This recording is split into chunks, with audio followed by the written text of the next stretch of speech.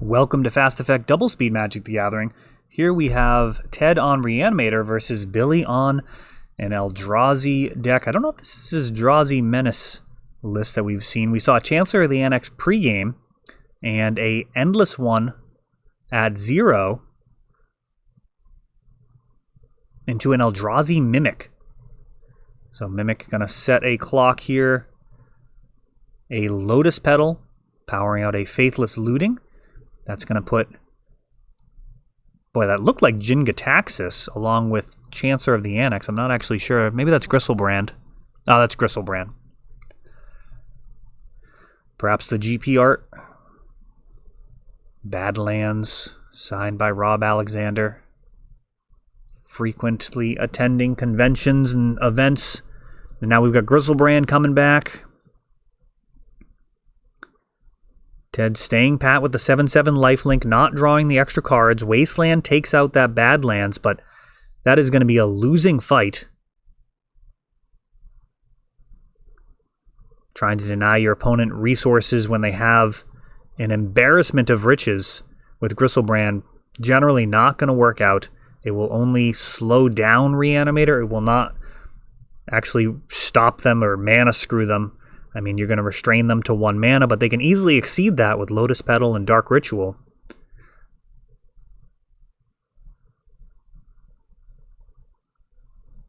Chalice at 1, Chalice at 0, Thorn of Amethyst. Any of those would have been preferable openings in this Reanimator matchup. Eldrazi Mimic not going to stack up very well versus Gristlebrand.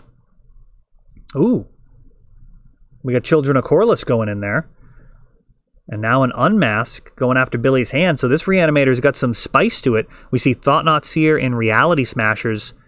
Potentially very explosive follow-up if it comes to that. But this Children of Corliss leaves me to think that that's not going to be the case.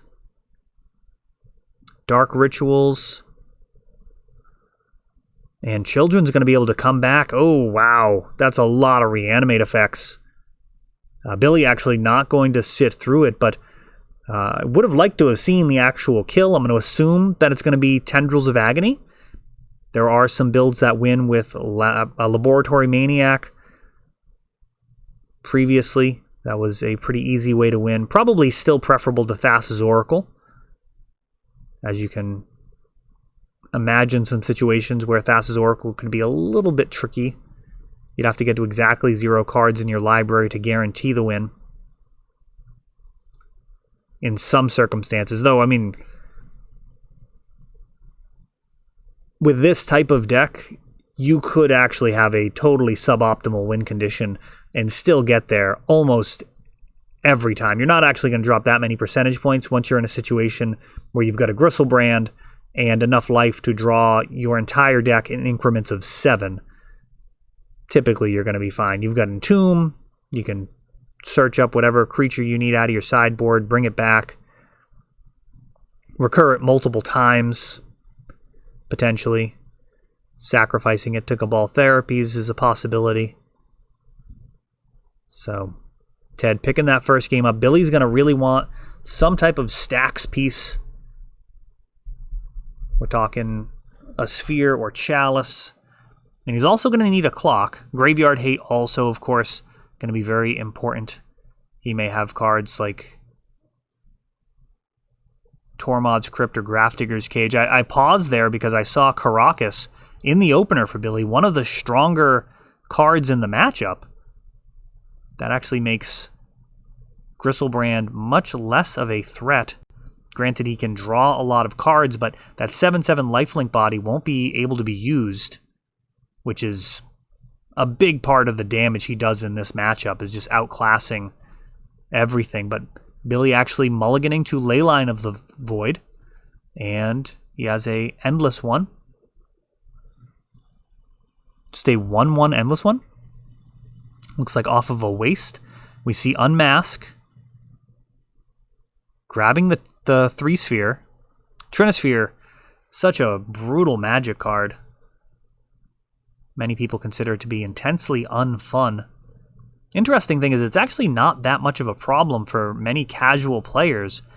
A lot of the time, casual players won't even be hindered by it. If they're just casting a bunch of goofy spells that cost 3 or more, it's largely irrelevant in those matchups. You know, if you play against like your nephew's commander deck with a deck trying to lock people out with Trinisphere, it may not work out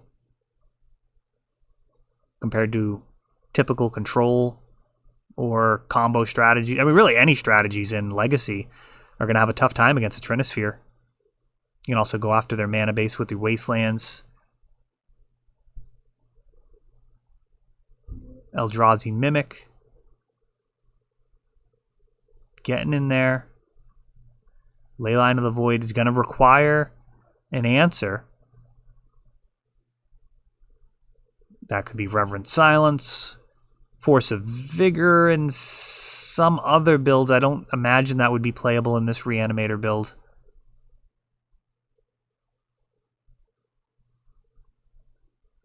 Definitely more accessible in Dredge. We have access to like Golgari Grave Troll and some other green cards, potentially Assassin's Trophy and the like. Elvish Spirit Guide powering out a Thought-Knot Seer. And I think that's actually just the concession there for Ted. So a couple of unwinnable board states lead us to game 3. Ted going to take his chances here, being on the play. Got plenty of time. Not giving up any more information.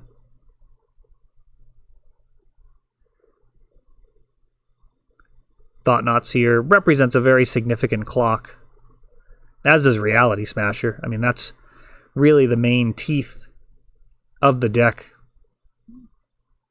And there are some builds that kind of skip over that bottom rung of the ladder. We're talking about Eldrazi Mimic, Endless One, Matter Reshaper. Those lower casting cost Eldrazi are something that some of these decks opt to avoid for more powerful effects. Some larger Eldrazi, Karn. There's a lot of options when constructing these colorless decks. It's amazing, really, for a deck that's colorless to have so much potential variety.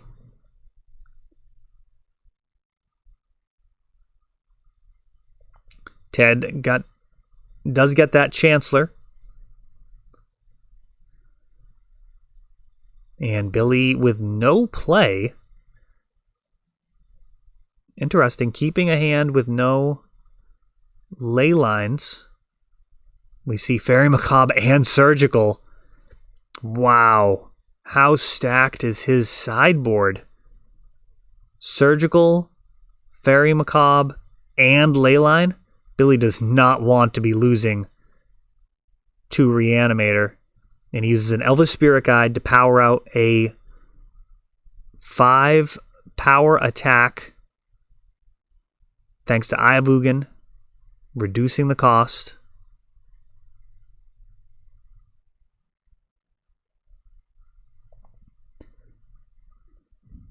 Reality Smasher. Oh, and he drew a Leyline for turn. Just choking on Graveyard Hate, but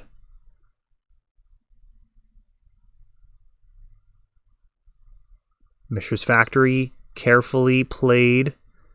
And now a 3-sphere. This is responded to with Entomb. Grabbing Gristlebrand. And Ted may be in a situation here if he can draw a mana source. Exhuming here. Oh, it's not going to matter. He's got a Fairy Macabre.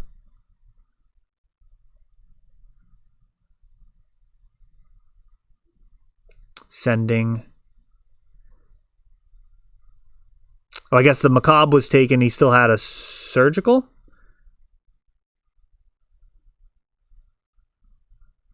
Yeah, I dropped the ball there on that one. Sorry, guys. The Unmasks probably took the 2 graveyard cards, but too little too late there as Eldrazi crosses the finish line fast enough with the Reality Smashers. 5 damage, haste for 5. It's actually a legacy-worthy stat line, especially when mixed in with some disruption. That is all for this one, but don't worry, there is a lot more. You can check out our older videos, and we're always putting out new videos from ELD's Time Vault Games in Bellingham, Massachusetts. If you want to help the channel, of course, you can like, subscribe, share, tap that notification bell so you can know the next time our new videos come out. Thanks for watching.